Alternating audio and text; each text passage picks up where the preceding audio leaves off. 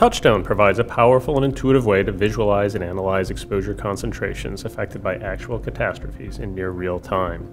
In this demonstration, we will use the May 20th, 2013 Moore, Oklahoma tornado to illustrate how a company can use the Geospatial Analytics module in Touchstone to quickly assess the impact of an event on their book of business.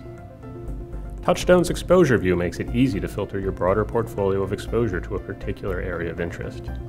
Here we see that in the Oklahoma City metro area, the company has 17,047 rooftops and roughly $12.4 billion of total insured value. We can also use the mapping functionality in this exposure overview to visualize the distribution of exposure data. This high-level overview is a good place to begin, but tornadoes are highly localized. The real question is how much exposure was in the tornado's path and what the loss potential is, given the terms of the affected insurance contracts. To answer these questions, we'll import a shapefile that shows the path of the tornado and the areas affected by different wind speed intensities within the footprint. This one was provided by AIR shortly after the tornado struck, but shapefiles can also be obtained from other sources, such as FEMA. By superimposing the shapefile on the map of exposures, Touchstone can be used to determine how many properties fall within each intensity zone. Here we can see that the company has a total of 133 locations within the tornado footprint, 72 of which are in the EF2 band, and 11 of which are in the EF4 band. To generate a quick estimate of potential losses, we can input user-defined mean damage ratios for each intensity band. As general guidance, AIR estimates that damage ratios of 1% to 5% for EF0, 50% for EF2, and 100% for EF4 are reasonable, but each company should select values consistent with their experience, or they may wish to consider a range of possible scenarios.